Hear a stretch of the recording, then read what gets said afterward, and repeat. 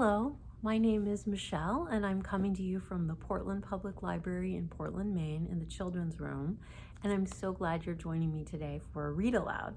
Today we're going to read a story from The Troll with No Heart in His Body and Other Tales of Trolls from Norway. This is a book of folk tales.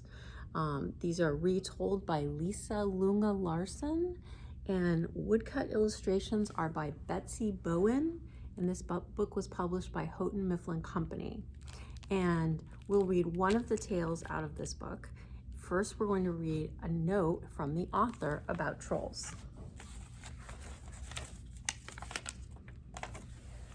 Trolls. When I was growing up in Norway, just the mention of the word sent chills down my spine. Trolls were everywhere, in the mountains, in the forests, certainly under the bridges.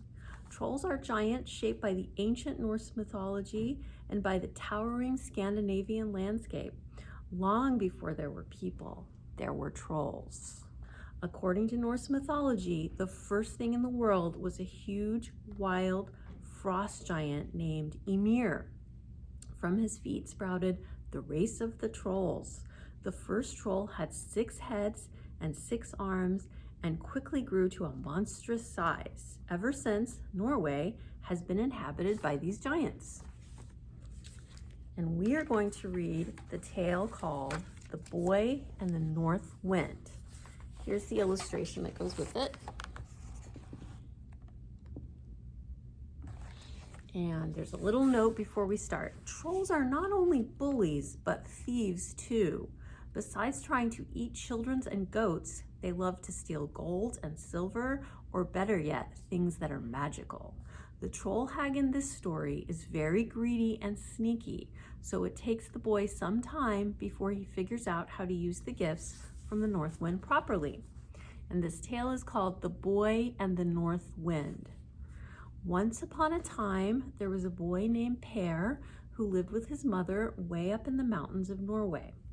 One day, Per's mother asked him to fetch flour for bread and cookies. Happily, Per grabbed the biggest bowl he could find and went to the barn. He filled the bowl all the way to the brim and ran back across the yard when suddenly, whoosh, the north wind gusted around the corner and blew all the flour away. Per returned to the barn, filled the bowl, and hurried back across the yard when, whoosh, again, the north wind came and blew the flour away. Once more, Per went to the barn. He took all the flour that was left, which wasn't even enough to fill the bowl. He cradled it carefully and hurried across the yard. But whoosh, came the north wind around the corner and blew all the flour away. That means gruel for the rest of the winter, scolded Per's mother. No bread and certainly no cookies until next year. What? No bread or cookies? I'm getting the flour back, Per declared. And before his mother could stop him, out the door he went. All day he trudged through the snow until finally he came to the place where the north wind lived. North Wind, you better come out here. I've got to talk to you, Per called, knocking on the door as loudly as he could. After several minutes, the north wind opened the door. He rubbed his eyes and yawned. What's all this knocking and hollering about? I can't nap with all this noise around. You stole our flour, Per burst out. You came to our house 3 times today and blew all our flour away. And because of you, we won't have any bread all winter. We'll probably starve and it will be all your fault. The north wind's face wrinkled up. Oh, I'm really sorry, he said in his deep, booming voice. Sometimes I get carried away with all my blowing. I don't mean any harm, but there is no way that I can get the flour back for you. He looked at the boy for a minute. Then he added, I can't get the flour back, but I can get something else. He went inside and came back with a cloth. This cloth is magic. All you have to do is say, cloth, cloth, spread yourself and bring forth wonderful food, and you will have all the food and drink you will need. Per thanked the north wind, took the cloth, and set off. It was almost nighttime. Along the road was an inn where Per decided to spend the night. He knocked at the door, and immediately it swung open. Out stepped a troll hag with a nose so long she had tucked it into her belt to keep from tripping. And there's a picture of that. Here's the troll hag, and this is her long nose that she's tucked into her belt. And there's Per. And I think he's holding his blanket, his cloth.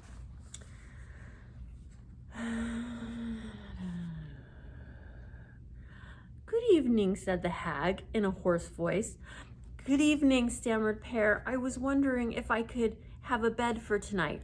How are you going to pay for it? Rumbled the troll hag.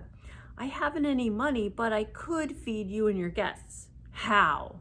Demanded the troll hag. Per grabbed each end of the cloth, shook it, and said, Cloth, cloth, spread yourself and bring forth wonderful food. Instantly the cloth was filled. Roasts and chops, meatballs and sausages, vegetables and fruits, pies and puddings, and glorious things to drink. When all the guests at the inn had had their fill, Per rolled up his cloth and went to bed. In the middle of the night, when everyone was sleeping, that troll hag came sneaking up the stairs with a cloth that looked exactly like Per's. She tiptoed into his room and exchanged her cloth for his. In the morning, when Per woke up, he grabbed the cloth and ran home. Mom, Mom, look what the north wind gave me, he shouted excitedly. Quickly, he said the magic words and shook out the cloth. Nothing happened. Again and again, he tried, holding the cloth upside down or in different ways, but nothing worked. The north wind has tricked me, Per muttered angrily, and stomped off to the north wind's house before his mom could stop him. North wind, you had better come out here. I've got to talk to you, Per hollered at the door. After a bit, the north wind came out, rubbing his eyes sleepily. You again, he yawned. Why are you back so soon? You know why I'm back, Per shouted, almost in tears. That cloth you gave me is no good. It only worked once, and what is the use of that? Only once? Something is wrong, said the north wind, but let's not argue. I will give you something else. Soon he returned with a ram. This is a magic ram. All you have to do is say, Ram, ram, make money, and it will make all the money you need. Will it work more than once? Per asked suspiciously. Forever, promised the north wind. Per took the goat and set off, but it was getting late, so he decided to go back to the inn. As soon as he knocked, the troll hag flung open the door. This time, soup was dripping from her enormous nose, for she'd been using it to stir her pot. Good evening. I was wondering if I could have a bed for the night, asked Per.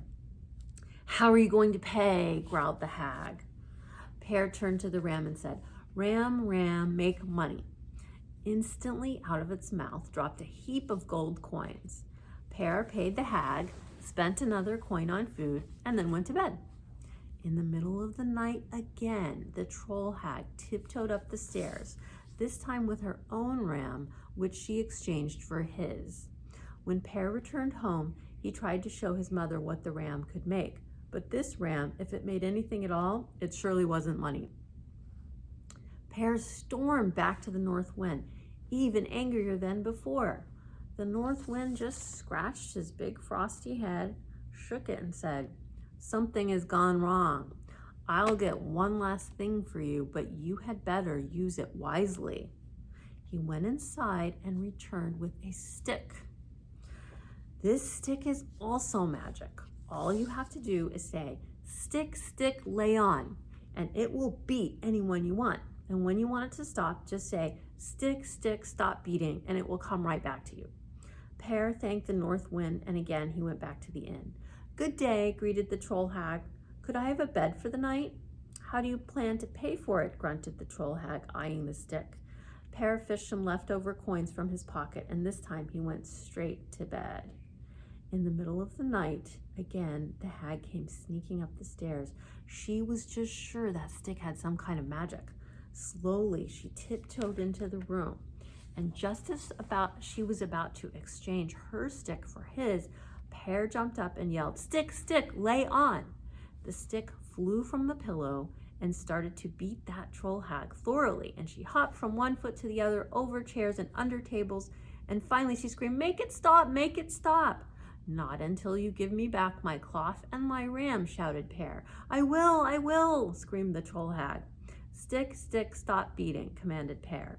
And immediately the stick flew back into his hand. But he kept it safely in his hand as he marched behind the troll hag to fetch his cloth and ram. The next day, Pear returned home with his treasures, and with them he and his mother had all the food and money and protection they needed to the end of their days. Snip, snap, snout, this tale's told out. Thank you for joining me today for our read aloud with the troll with no heart in his body. This was retold by Lise Lunge-Larsen, woodcut illustrations by Betsy Bowen, and published by Houghton Mifflin Company. I'm Michele at the Portland Public Library, and I'll see you next time.